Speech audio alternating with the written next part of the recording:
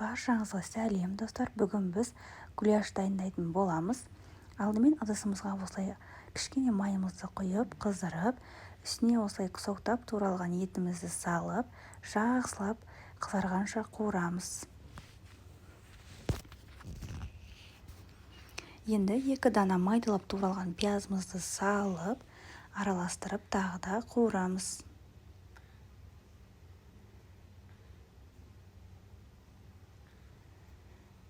Мен бетіне жауып 5 минуттай дымдап қуырдым.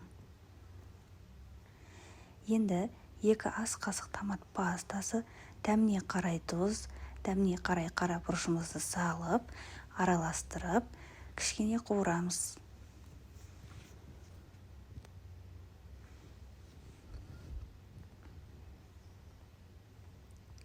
Үстіне 1 бокал суымызды құйып, бетіне жауып, баяу отта 1-1,5 сағаттай қайнатамыз.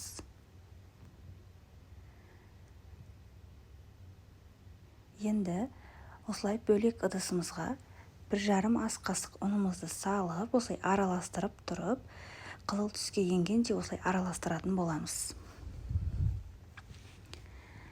Міне, менің ұным осылай қызарып шықты. Бұдан қатты қызартудың қажеті жоқ, өйткені кішкене ащыдам шығып қалады.